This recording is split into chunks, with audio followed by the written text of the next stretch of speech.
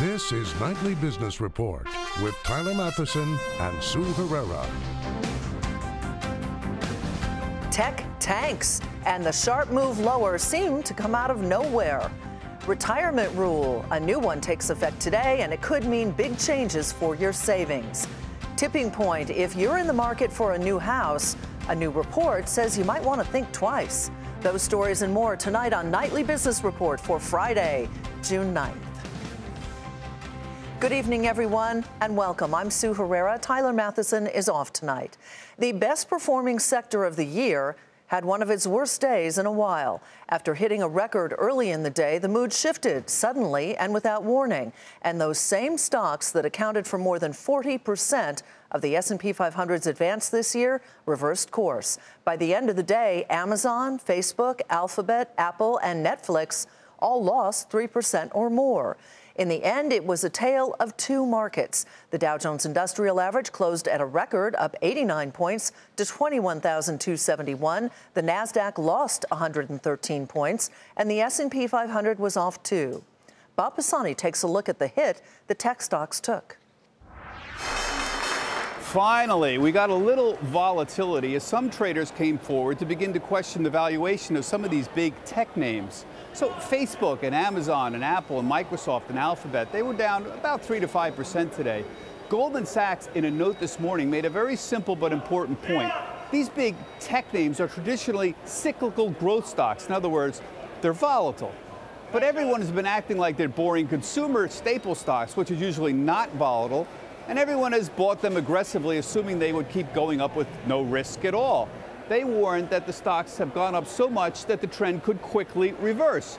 And they're right. It's a good point. And in fact, that's exactly what happened today to all these big names, as well as some of the big semiconductor names that have also had big run-ups.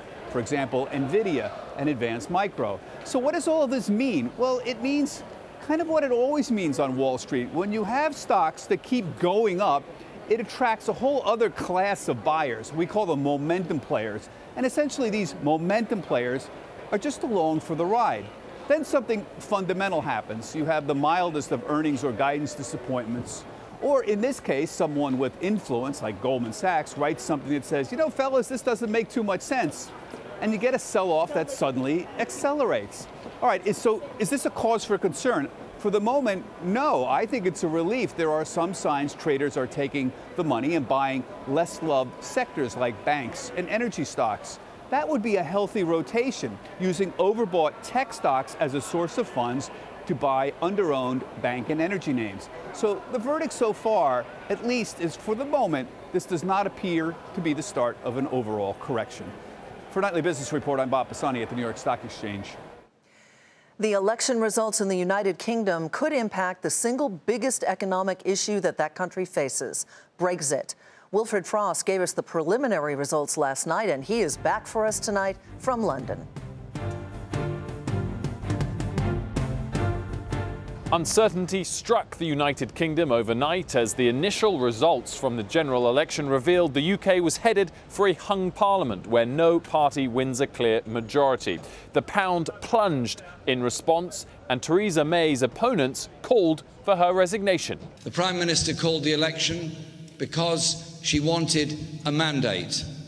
Well, the mandate she's got is lost Conservative seats, lost votes, lost support and lost confidence. I would have thought that's enough to go, actually, and make way for a government that will be truly representative of all of the people of this country. But as the final results emerged, Theresa May did win enough seats, along with the help of the small Northern Irish DUP party, to return to Downing Street. Prime Minister, but her standing much diminished as she failed to increase her majority as planned. I had wanted to achieve a larger majority, but that was not the result that we secured. And I'm sorry for all those candidates and hard-working party workers who weren't successful, but also particularly sorry for those colleagues who were MPs and ministers who'd contributed so much to our country and who lost their seats and didn't deserve to lose their seats. And as I reflect on the results, I will reflect on what we need to do in the future to take the party forward. The other big takeaway was that Brexit negotiations would begin as planned in 10 days' time, but with the UK's negotiating team much weakened by this grueling election. That might explain why European Council President Donald Tusk was so keen to get started. In a letter to Theresa May today, he spoke of their shared responsibility and named it an urgent task to begin negotiations. He also reiterated the March 2019 cutoff date. He even expressed his congratulations on her reappointment. That line no doubt written with a wry smile on his face. The bottom line, May is weaker, the UK is weaker, the pound weaker as a result. For Nightly Business Report, Wilfred Frost, London. Leaders of the House Intelligence Committee say they have asked the White House counsel to see whether there are any records of the former FBI director's conversations with the president. The panel also asked James Comey for his notes and memos of that same conversation. And in a fiery news conference, the president forcefully accused Mr. Comey of not being completely truthful. We were very, very happy, and frankly, James Comey confirmed a lot of what I said, and some of the things that he said just weren't true. The president also said he would be glad to state his case to the special counsel overseeing the Russia investigation. A consumer protection aimed at retirement advisors is set to go into effect today, at least for now. The Labor Department is still reviewing the regulation and is expected to make some changes later. Kayla Tausche has more on the effect of the new rule. The so-called fiduciary rule keeps retirement advisors from favoring their commission-based products over their customers' interests. As of today, they have to abide by the spirit of the rule. Large brokerages have already made changes. For instance, Merrill Lynch gave customers a choice to move to a different platform or pay a fee. Wells Fargo offering fewer products. UBS is changing brokers' compensation to eliminate the conflict. Smaller broker-dealers have made big changes. Ameriprise has dropped hundreds of funds, and LPL Financial revamped its pricing.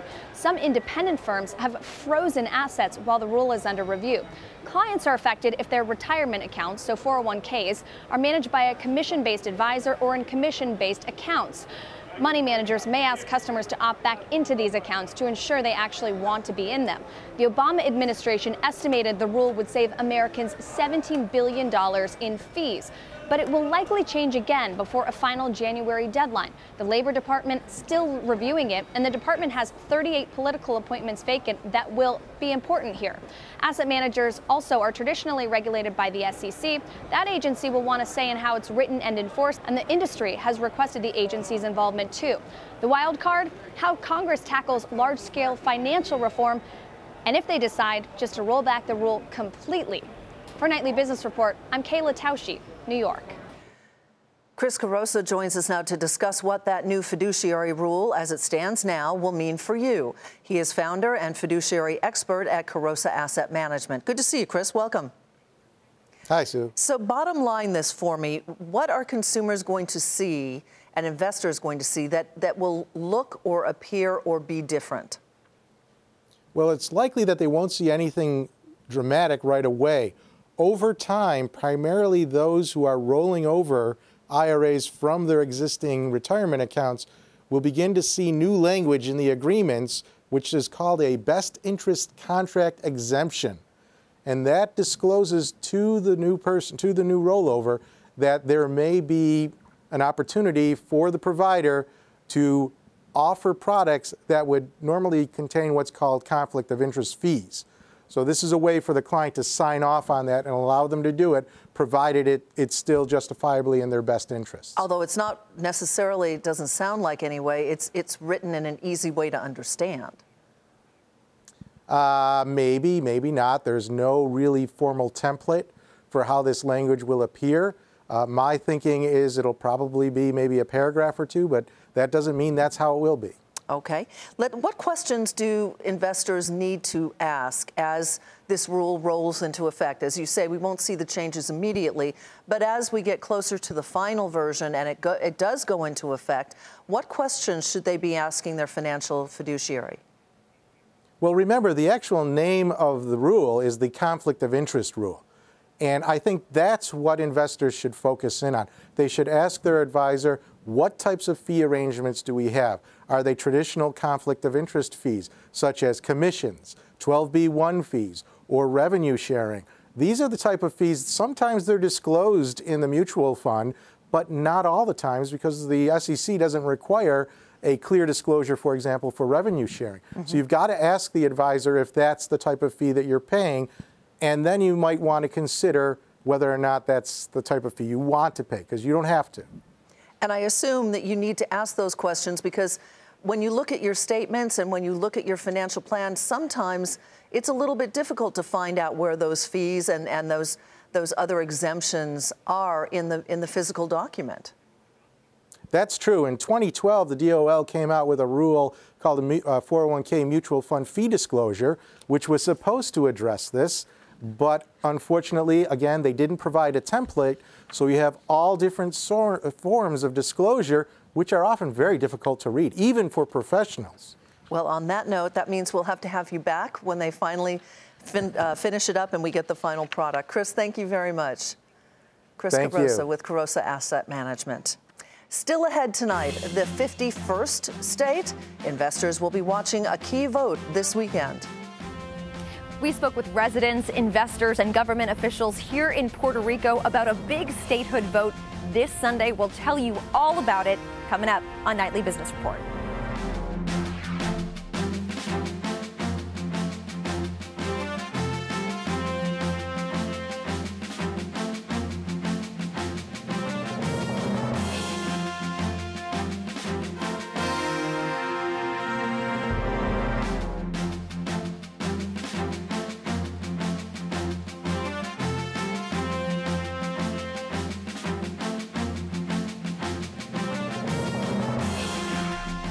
An historic vote in Puerto Rico this weekend. 100 years after being granted U.S. citizenship, Puerto Ricans will vote on whether to become the 51st state.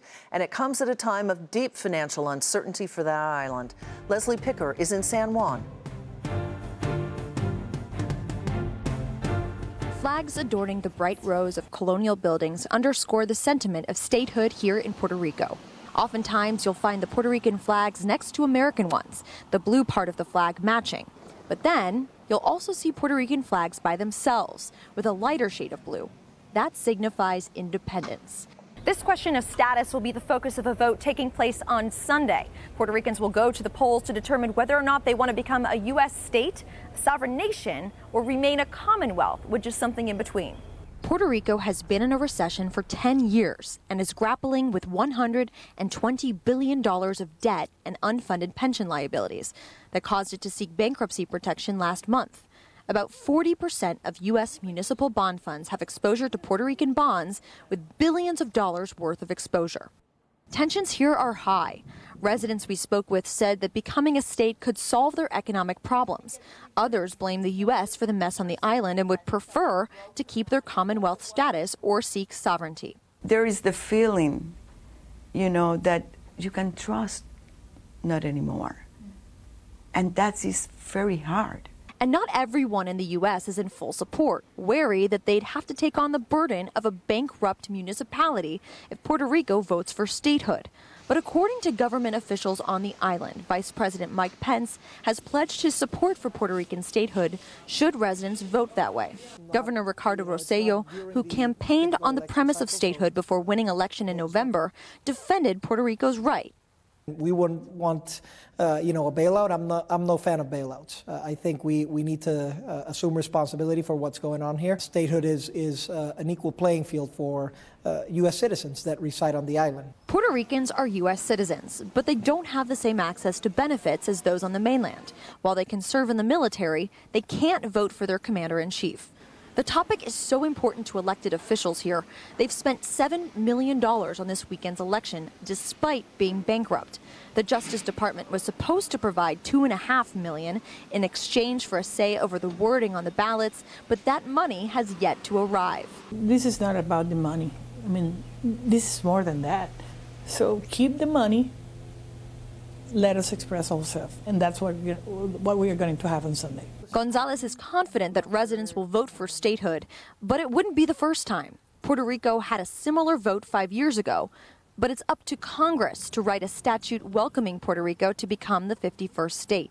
So far, there hasn't been willingness in Washington to do that.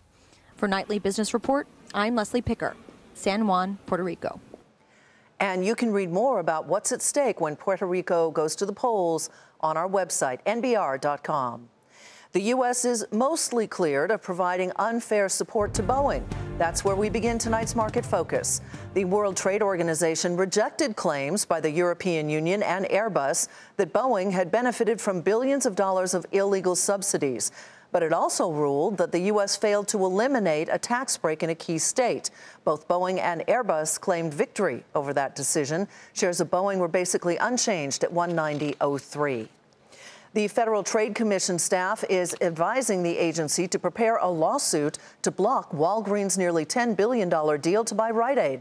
That's according to a report by the trade publication Capital Forum. Walgreens initially bid for its smaller drugstore rival back in 2015. Shares of Walgreens dropped 48 cents to $80.99, and shares of Rite Aid plunged 15% to $3. Sirius XM will make a $480 million investment in the music streaming company Pandora. The satellite radio company cited Pandora's large user base and personalized music experience as tremendous assets. Shares of Sirius XM dropped 20 cents to $5.20. Pandora rose 10 cents to $8.52. The FDA has requested Endo Pharma pull its opioid painkiller Opana ER off the market. This is the first time the agency has asked to remove a currently marketed opioid drug due to public health consequences of abuse. Shares of Endo Pharma dropped more than 16% to $11.49. Time now for our market monitor, who says he's finding value in some underappreciated names in the stock market right now. It's not the first time on the program for him, but it is as market monitor. Let's welcome back Timothy Lesko, portfolio manager with Granite Investment Advisors. Welcome back, Tim. Nice to have you here. Well, thanks for having me. So you're saying that the market in certain sectors may look fairly valued or maybe fully valued or a little overvalued, but that's not true of the overall market. Right, and that is typical of the market. You usually have certain sectors that are leading the marketplace. And over the past few years, that's been a combination of the high-flying technology stocks and then some of the consumer staple stocks that pay a higher dividend. And that has really left sectors like financials and like energy kind of in the dust. So we find value in a lot of different areas of the market. You're also looking at the so-called old tech. And one of your picks tonight is Oracle. Why? Well, I think that the market over the past 7 years has really been searching for secular growth stories and leaving behind those cyclical stories that have been undervalued. So while Facebook, Amazon, Netflix, and Google kept going up, you saw stocks like IBM, Oracle, Microsoft for a period of time, Apple at different periods of time, lagging the market. And Oracle has been making a long-term transition from being, selling software to people to selling software as a service. And we feel like that finally that transition is in place, and you might start seeing some top-line growth, which the market has been so desperate for across technology. You're wading into the energy sector, which has been a fascinating sector to watch, but not always an easy one to invest in this year. Royal Dutch Shell is your pick in that particular area of the market. Why do you like it? Well, that's a great analogy, wading into the energy space. You feel like at times that you're drowning in oil, and that's been the concern of the marketplace, is that we have an oversupply issue. And we think that that will work itself out. Oil demand really hasn't wavered over the past 3 or 4 years, despite some predictions by the governing agencies, as well as concerns about economic growth across Asia. So as demand continues to move forward, we think it will soak up the excess supply in the marketplace. And Royal Dutch pays you a nice close to 7% yield while you wait for that market equilibrium to hit. So it's been a nice place for value investors like us to at least get some revenue while we wait for the oil market to right itself. And you're going a little broader with your last pick, Walmart, and that's based on their distribution. Right, and that's to me is one of the favorite stories to talk to people about, really only because in a world where every retailer fears Amazon, there are a few people that can compete with what Amazon's really good at, and that is the logistics side of it, where Walmart already has those products in place in your geography. And as a world moves toward, whether it be same-day delivery via Uber and Lyft or drones are going to land on your doorstep, Walmart has those products in your neighborhood already. So they probably have a leg up on a lot of their competition in that they've been a logistics juggernaut for years, and now they just had to figure out the internet side of it, and some of the recent acquisitions have really helped them do that. On that note, Tim, thank you so much. Have a great weekend. Timothy Lesko with Granite Investment Advisors. And coming up, is it better to buy or rent in this market? What a new report says about one of the biggest financial decisions you'll ever make.